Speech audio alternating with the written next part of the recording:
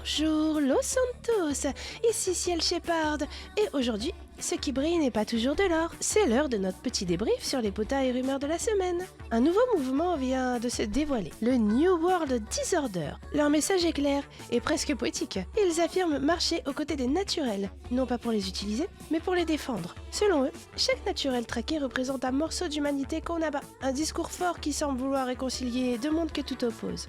Mais pendant que certains prêchent la paix, d'autres voient la foi vaciller. L'église de la lumière a été interrompue en pleine messe par le LSPD. Ses membres interpellés suite aux nombreuses affaires qui collent à la soutane. Les urnes ont parlé. Dumpwell remporte les élections avec 32,08% des voix, suivi de près par Francis Monroe à 25,84%, puis Jean-Baptiste Frelon, lui à 18,08%, Monsieur Bobby Dixon à 14,40% et enfin Johnny John Jones à 9,60%. Une victoire qui n'a visiblement pas plu à tout le monde. À peine les résultats annoncés, le casino a pris feu. Selon plusieurs témoins, les Dixon, furieux de leur défaite, auraient incendié la Grande Roue en guise de protestation électorale. Une manière pour eux de dire qu'ils n'aiment pas perdre, mais qu'ils savent encore mettre l'ambiance. Fin de partie pour Neris Lisveil, la patronne des Weasel News. Elle s'est révélée être membre de l'ESA, le réseau qui s'infiltre petit à petit dans les sphères et autres entreprises. Découverte, elle a été immédiatement licenciée par Mikhail Abramov, qui a changé la direction. Promesse, retour à une ligne plus propre, sans insectes dans les bureaux. Et promis, je vais continuer mes vidéos. Mais la journée ne s'arrête pas là. Le gouverneur Dumpwell a décidé d'appliquer le temps d'un test les propositions de ses anciens concurrents. Résultat, shutdown total du gouvernement. Plus d'impôts, plus de recensement des naturels, plus de services publics.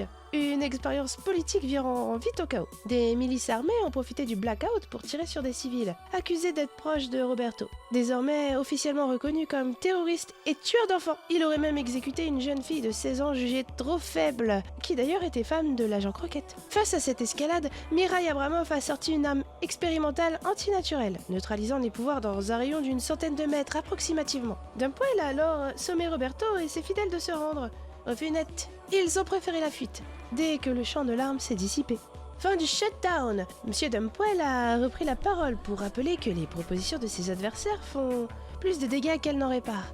La police a repris ses fonctions, l'électricité est revenue et la ville respire un peu. Les citoyens présents sur place ont d'ailleurs acclamé Monsieur Dumpwell afin qu'il reprenne ses propres propositions.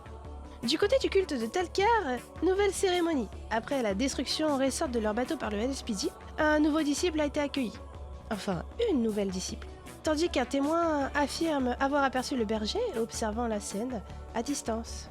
Et pour clôturer cette semaine déjà bien remplie, un nouveau phénomène sème le trouble. Des enlèvements étranges orchestrés par des hommes en noir, s'appelant John et Jane Doe.